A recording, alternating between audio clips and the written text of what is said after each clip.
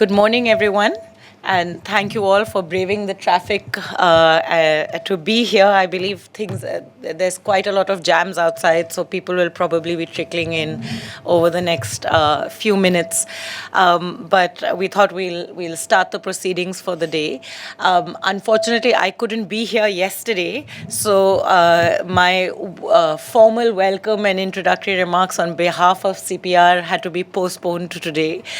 So my apologies for that. But I do want to express my deep gratitude to all of you for being here for these 2 days to engage with what is, I think, one of CPR's most important contributions in the public policy space. Our work on land rights through Namita's fabulous initiative on land rights and property regimes in India at CPR. I think in more ways than one, the Land Rights Initiative really epitomizes what CPR stands for as an institution. In that, what we aim to do is not only provide deep, empirical, rigorous knowledge on issues that we work on in the public domain, but also complement that knowledge building effort by producing important public goods. And I think the report that we published yesterday and the work that Namita and her colleagues are going to share with us this morning on the making of land laws database is really an example of precisely this. Their work is embedded in deep, rigorous research, but it produces a set of public goods that can contribute to public debate and public engagement with this critical issue that I believe is at the heart of what makes for effective, important, responsive public policy making in India. That's what CPR stands for, and the Land Rights Initiative at CPR really epitomizes precisely this.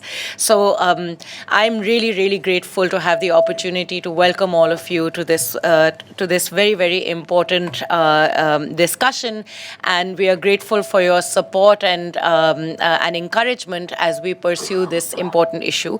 The issue of land lies at the heart of the structural transformation that India is going through, and in the context of this structural transformation, it really is quite stunning that we have very little nuanced empirical work that gives us an understanding of the property rights regime in India. And Namita's work and the Land Rights Initiative's work is a very important and critical contribution to precisely this. So I think what we're going to discuss today really is, in fact, at the heart of the conflict on land, understanding what the land laws look like, what the land law regime looks like, in order to be able to debate what's the most effective way to ensure equitable justice to the citizens of India. So with that, over to Namita and Ankit to launch the day's proceedings. But thank you all. Thank you so much, Yamini, for that generous introduction and welcome. Once again, on behalf of the Land Rights Initiative, I'd like to welcome all of you to today's proceedings. We had a very engaged and productive series of discussions yesterday on research from two of our projects, on the first on land rights in the scheduled areas and the other on land acquisition. So today we are going to talk about present preliminary findings from an ongoing research project. So we are very much not even halfway through our research in this project. And so these findings are very preliminary, but I think it's good to actually get feedback and get engagement on these issues as we proceed with our work so that we can do it better. And so in some ways, if I were to characterize the proceedings yesterday and today, we are moving from the particular to the general.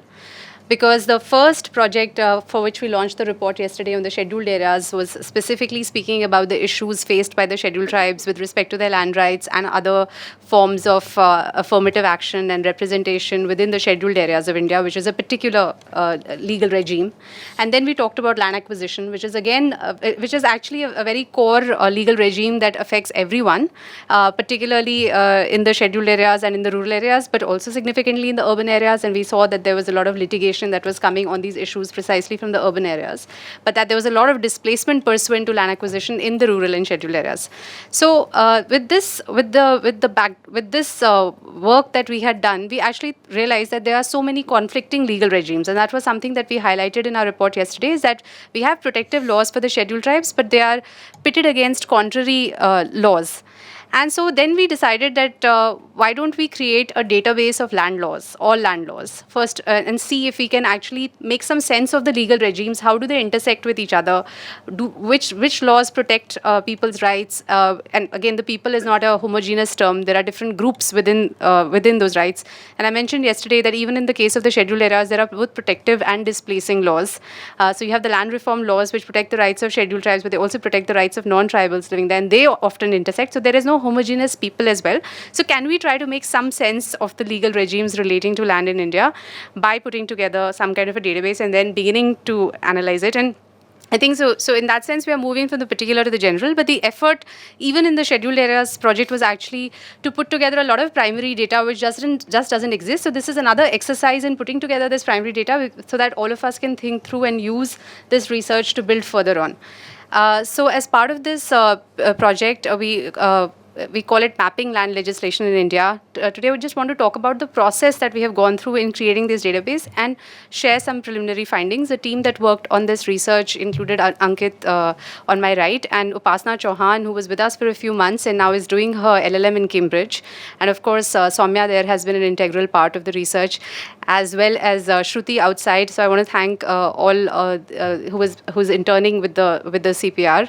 And Dona, who was here yesterday. So just want to thank all the people who have been part of this team. And also, I just want to remember some senior colleagues from CPR who have been very helpful to us in our research, and we've lost them since the time that the first project began. So Mr. B.G. Varghese, who was there at our first conference 4 years back in this very room and chaired the proceedings. We also lost Professor Mozumdar last month, who was also there in our first conference. And not at CPR, but someone who has been very significant to these issues is Mr. Dilip Singh Bhuria, who was also at a CPR conference one. I had the pleasure to meet him and just a month before he passed away, and he contributed significantly to these issues. So just remembering that there's an entire generation of people whose work has actually helped us to come further, and we've unfortunately lost them in the last few years, but hoping we can build onto their work. So without further ado, I'll get into the findings of what we've done and how we are doing this.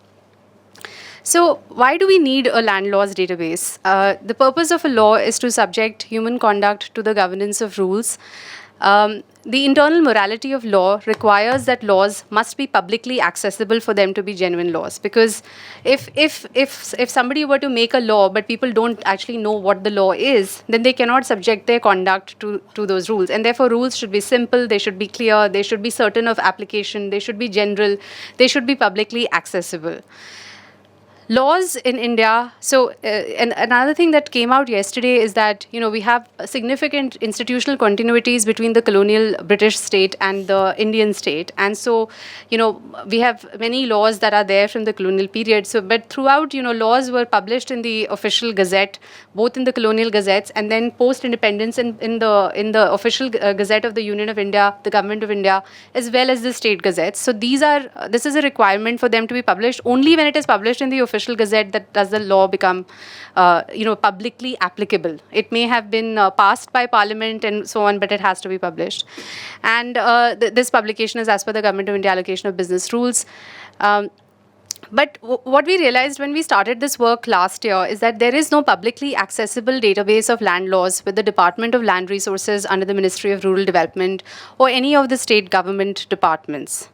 So yes, these laws have been published over the last 200 years in the official gazette, but most of us were not around at the time that many of the laws that are applicable to us today were passed. So how do we know what all laws are applicable to us?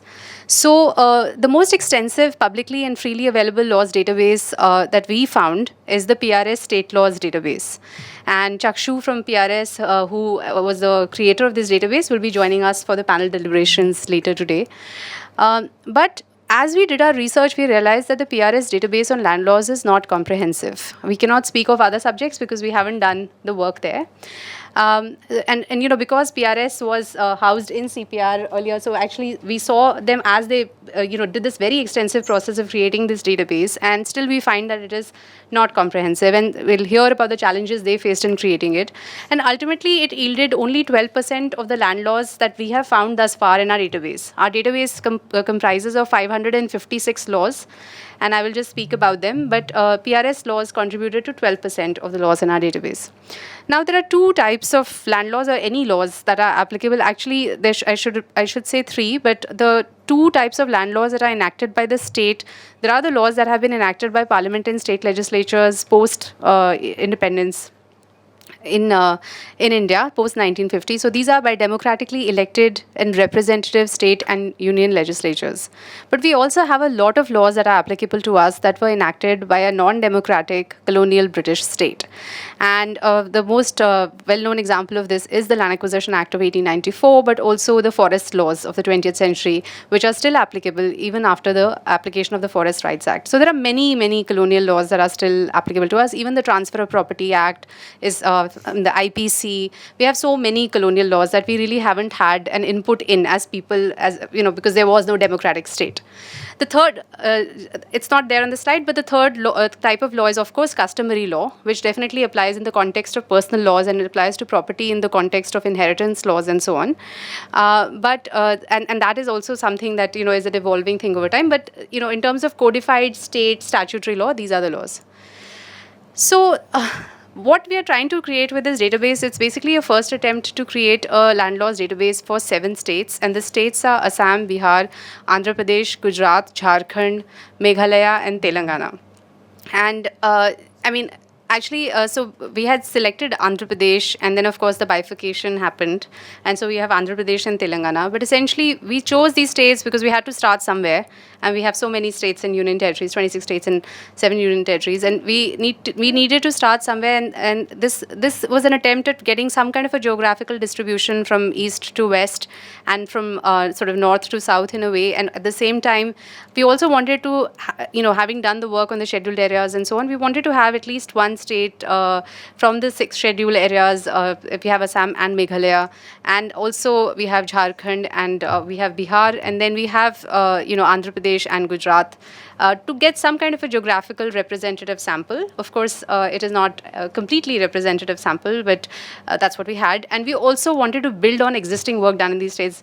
I think it's been pretty clear how much work has actually goes into this kind of exercise. So it's always good to build on existing work that you've been doing. So those were the states selected.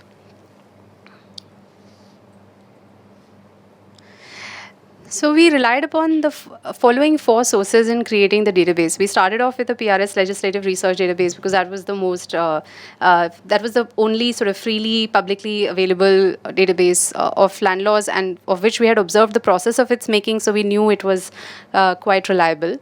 Then we scanned government websites, where we looked at all central government websites who we thought had something to do with land, starting, of course, with the Ministry of Rural Development, but also the Ministry of Tribal Affairs and the Ministry of Shipping, Railways, Defense, and so on. And we didn't find, we found, obviously we found a lot of laws, but not enough. And so then we tried 2 other methods. One was to actually look at Manupatra, which is a paid online legal archive. But also, one of the things that we also wanted to have is that a law is the most authentic copy of the law is that which is published in the official gazette. But a lot of the laws that we found, we were not really able to find the official gazette copies, and we were trying to make a authentic, comprehensive database. So we also thought, so for 2 reasons, we decided to file right to information requests with various government departments. One, because as I will explain, under the RTI Act, they actually have an obligation to disclose these laws in the public domain. So partly it was to see what we will find in that, but also to try and authenticate the laws. That can we get the official copies from you, the government of India, and you, the government in the states. Section 4 Clause 1 of the RTI Act, 4 Clause 1A mandates every public authority to maintain all its records duly catalogued and indexed in a manner which facilitates the right to information of citizens under this Act, and to ensure that all records that can be digitized should actually be made digitally available. Section 4.1b mandates every public authority to publish all its rules, regulations, instructions, manuals, and records held by or under its control or used by its employees for discharging its functions. Section 4, Clause 2 mandates every public authority to make a suo motu, which means on its own, make a disclosure of as much information as possible at regular intervals, including through the internet. And Section 4, Clause 4 mandates that all materials shall be disseminated, taking into consideration the cost effectiveness, local language, and the most effective method of communication in that local area. And the information should be easily accessible to the extent possible in electronic format with the Central Public Information Officer or the State Public Information Officer. So if we read all these provisions together, what we find is that there is an obligation on part of the government to make all rules and regulations that apply to their functioning or that they have made. I mean, they have not made because they have made the rules and the regulations, but it is Parliament who makes the laws. And but if they are applicable to their functioning, then there is an obligation under the RTI Act to make them accessible, to disseminate them, to publish them, and wherever possible to digitize and make them available in electronic format. Then there is something called the Report of the Task Force for the Effective Implementation of Section 4 of the RTI Act, which says that every government department must come out with a proactive disclosure policy, indicating their plans for making information publicly available and indicating what information is publicly available and what is not and for what reasons. And particularly it says government records should be digitized and extensively networked, and that this information must be available in a user-friendly manner. It should be searchable and discoverable. It's not just scanned images. Previous versions should be archived and made publicly available, and all information available in electronic form should be networked and made available by the government. So, this is a report of the task force for the implementation of Section 4. So, it doesn't have the same legal binding effect as the rules, as the sections of the RTI Act, but it has to be read in conjunction with that to indicate that there is a strong legal obligation on all public authorities for proactive digital disclosure of all government and publicly funded data in easily accessible, usable, and searchable form. So we can infer that kind of a legal obligation on part of all public authorities. So from that, I think we can infer an obligation on part of the Department of Land Resources in the Ministry of Rural Development to create a central repository of all land laws in India, and similarly with respect to the state departments of law, but no such repository of laws exists anywhere at the central or state level. So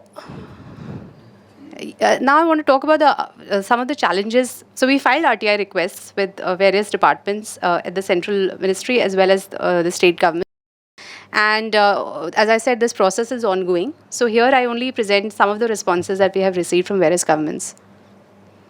So before that, first of all, I just want to give some sense of the extent of laws that we can expect to have on land. So these are entries from List 2 of the Constitution.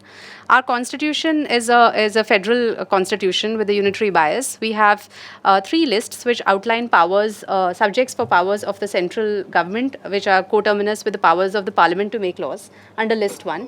Under List 2, we have state legislatures. Their powers are outlined under List 2. And then finally, we have the concurrent list, where both the central and the state legislatures have concurrent jurisdiction.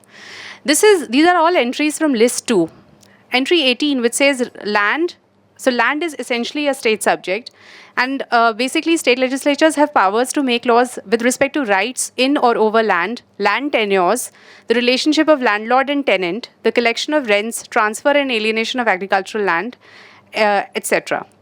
Plus, they have the power to make laws with respect to land revenue, including the assessment and collection of revenue, the maintenance of land records, survey for revenue purposes, and records of rights and alienation of revenue. So that's a lot of laws relating to land, but they also have the powers to make laws with respect to regulation of mines and mineral development. However, that is subject to union control under List 1.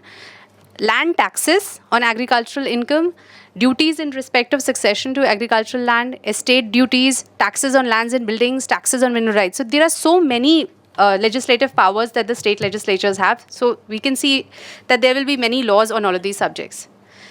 At the same time, there is concurrent union and state jurisdiction over land. So primarily land is a state subject, but there are many areas where Parliament also has a role to play. For instance, on the transfer of property other than agricultural land, the registration of deeds and documents, acquisition and requisitioning of property. And like I mentioned yesterday in our land acquisition report, we have found that there are 102 laws of land acquisition in India, 87 state and 15 central laws. Forests, management and disposal of evacuee property. Parliament recently enacted a bill on enacted a law on evacuee property. Recovery in a state of claims in respect of taxes and other public demands, including arrears of land revenue, the maintenance of archaeological sites and other remains that are declared by Parliament to be of national importance, management of trusts and trustees with respect to land. If in the Babri Masjid demolition case, basically, it's the court decision that came was on the property dispute, and that is between the Muslim Waqf board and the Hindu religious trust. So trusts actually hold a lot of property in India, especially the Hindu temples have a lot of property. And India is the only country where, the petitioner is a god. We have so many cases where the Hindu idol is the petitioner in the case, right? So there is a lot of land and property with respect to religious trusts and charities, and there's laws obviously regulating that. And then ports, except those declared as major ports. So we have a lot of areas where laws are to be made. There are a lot of laws. So how do central government's departments perform with respect to proactive disclosure of land laws? The Ministry of Rural Development, Department of Land Resources, Ministry of Defence and Ministry of Road Transport and Highways have some laws available on their website, but very few. These are only the latest laws. So when we say that there is disclosure, there is very minimal disclosure. Ministry of Tribal Affairs, Shipping and Railways don't have any laws available on their websites. Sorry?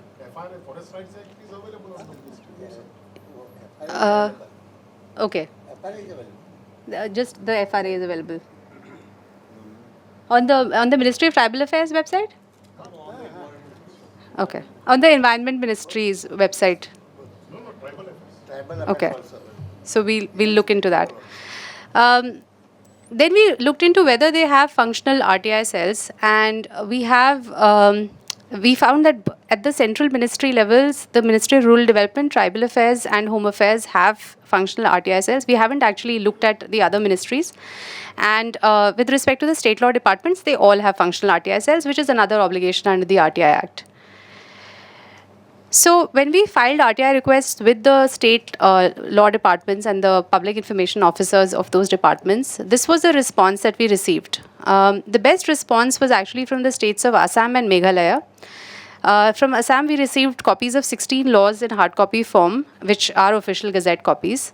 And from Meghalaya, we received 6 laws in hard copy form and 12 in digital form. But essentially, they also, pointed us out to places where we could access these laws, and they have actually been the best in terms of making them already proactively available. Gujarat only gave us 1 law in hard copy form, and an online link was provided for others, but the laws were not really available on that online link. Jharkhand was the most egregious. Basically, any RTI we send them, they just sent a response saying the information is not available with them. And finally, we got a response from Bihar, again stating that the requested information was available online, but the link that they gave us, actually, it was a Bihar state government website, which didn't have the laws. So that's the state of the responses that we have received thus far. And we realized by this exercise that actually it was not really a productive exercise for most of the states, and so we're not really going to continue with it. Except for, like I said, except for Meghalaya and also for Assam, where we got those laws, and also we got a lot of amendments to the laws, so we got a substantial response from them. Yesterday we spoke extensively about fifth schedule areas, and but for the few people who may not have been there yesterday, I just want to mention what the legal regime with respect to the fifth schedule areas is. And essentially these are areas demarcated under the constitution where a separate legal regime applies. These are areas that are tribal majority areas that are designated as such in 10 tribal minority states of peninsular India. So these states are Andhra Pradesh, Telangana, Gujarat, Jharkhand, Chhattisgarh, Himachal Pradesh, Madhya Pradesh, Maharashtra, Orissa, and Rajasthan. And in these areas, the governor of the state has extensive powers of administration, and he can make laws, he can decide what laws to apply or not. And in consultation with the tribes' advisory councils, he can modify the application of state laws or implement new laws. But yesterday, the panel discussions revealed that the tribes' advisory councils are mostly defunct and that the governors haven't really intervened much. But the governor is constitutionally mandated to make a report annually to the president or as required by the president. So when we look at, so we wanted to access these governors' reports, and these were not available in the public domain. So then we decided to file RTI requests to access these governor reports. So these are the 10 states which actually have scheduled areas, and therefore for all of these states, the governor is required to file a report annually with the president. And this obligation is under the Constitution since 1950, when we adopted the Constitution. The Ministry of Tribal Affairs was, of course, only created in 1999. So, once the Ministry of Tribal Affairs was created is when you expect for things to be available with them.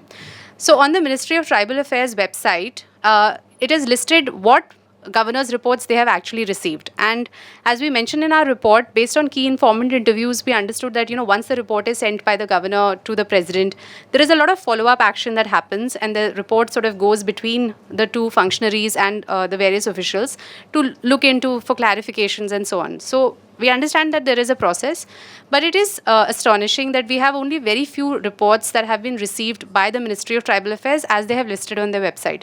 So for Madhya Pradesh, 5 reports have been received during the period 2009 to 2016. For Maharashtra, 6, Chhattisgarh, 7, Himachal Pradesh, 7, Jharkhand, 4, and Gujarat, 5.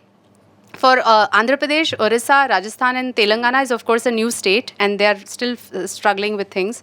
But for Andhra Pradesh, Orissa, and Rajasthan, even though they have received, some governors' reports, none of these reports are publicly available. And when we filed our RTI requests, we were able to get results only for the states that are highlighted in green.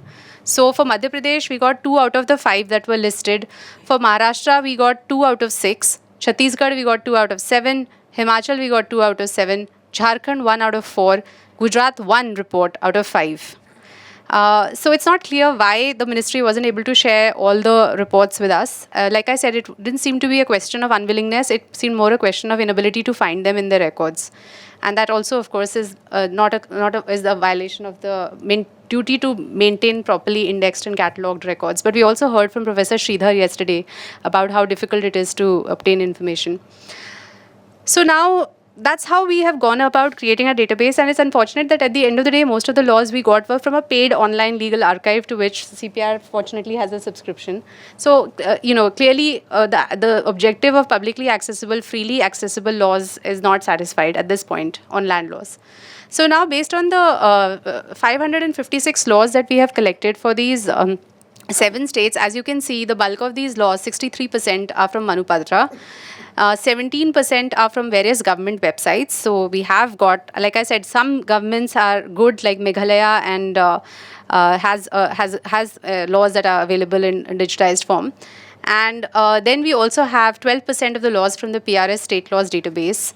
6% of laws we have collected through RTI, and other refers to websites that may not be government websites. And the thing is, it's a long way to go, because we also have to verify whether all the laws are active and whether some of them are still applicable or not. But I'll mention some preliminary findings on that as well.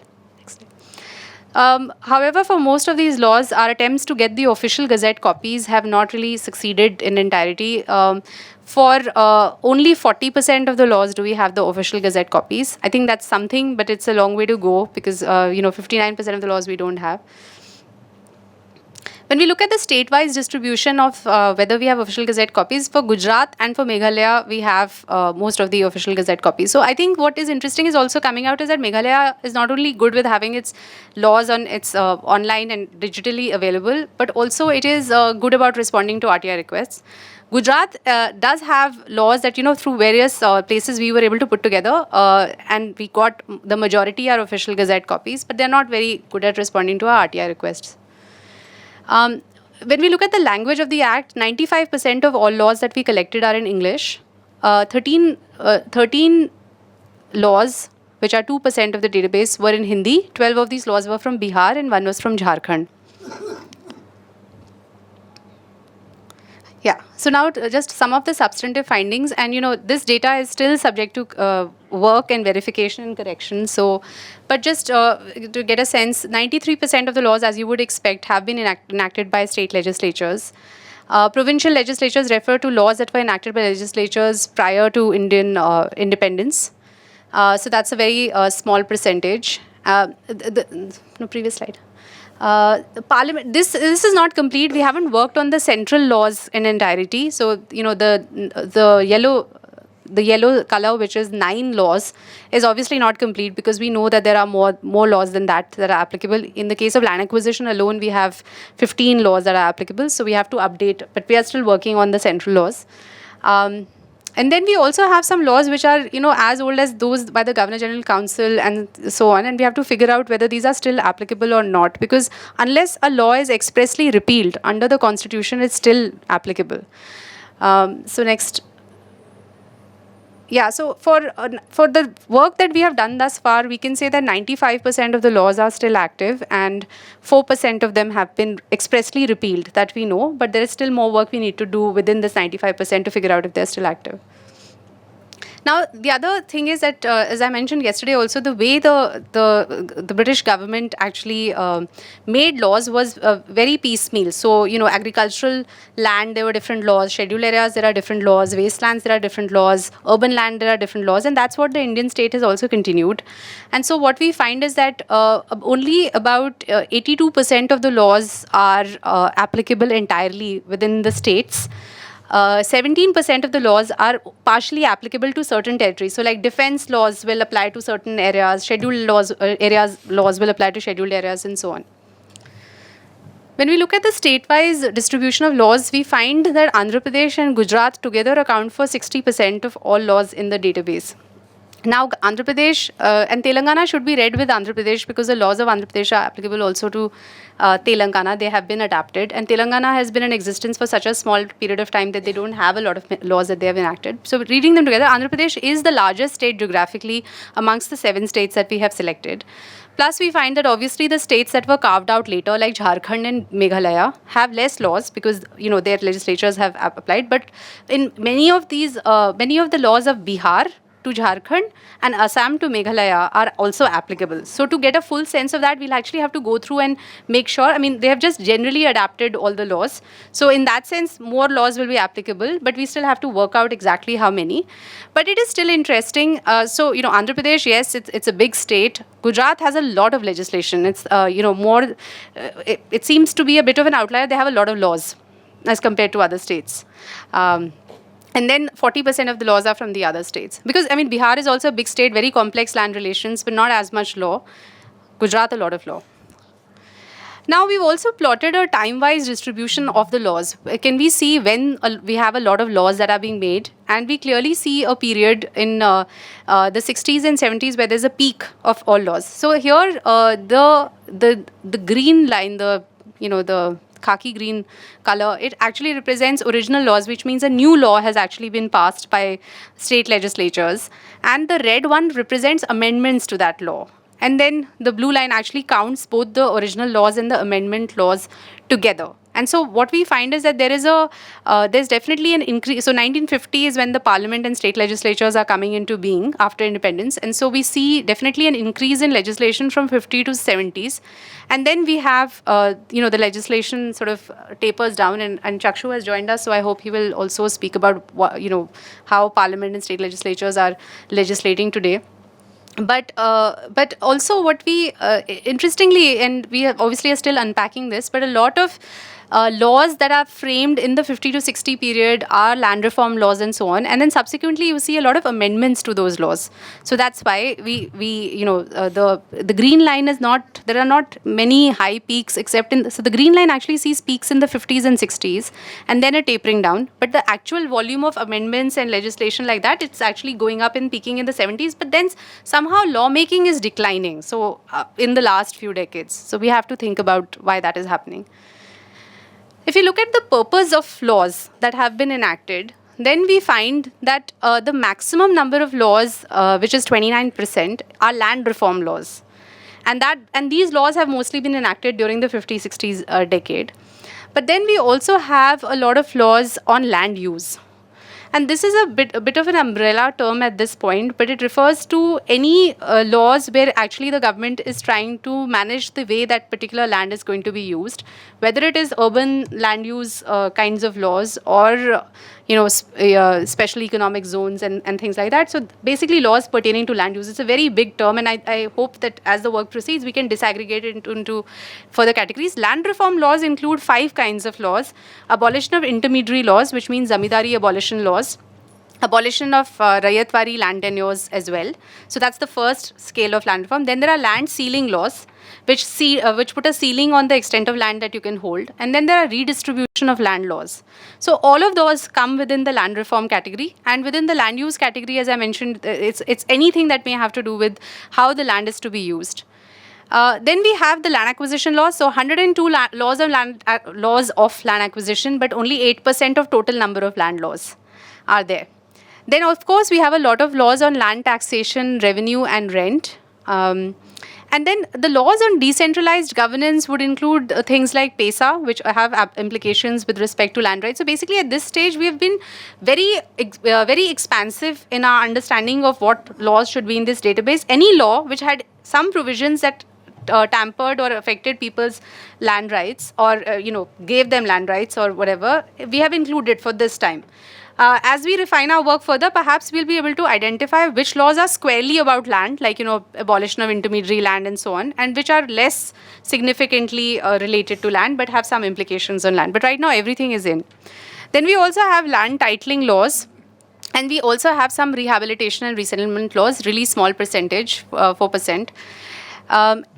It'll be very interesting as we disaggregate by state each of these purposes, like which states have more laws on land reforms and which states have more laws on land titling and so on. So we have actually done this preliminary exercise, and where we find that the significant percentage of laws for Andhra Pradesh are land reform laws, the largest number, and also for Bihar. That's the pink in the graph. And Telangana we can ignore at this point because, like I said, most of their laws are in Andhra Pradesh, and there are only 2 laws actually, and they are sort of amendments to land acquisition laws that we see on the Telangana government website. So let's leave Telangana out. Let's just look at Andhra Pradesh for Telangana. So land reforms are the biggest section in Andhra Pradesh and in Bihar. But if you look at Gujarat, then actually land use is the largest component of laws. And similarly for Jharkhand, that's the red in the graph. So this is just to give a sense of which states have more laws in particular areas.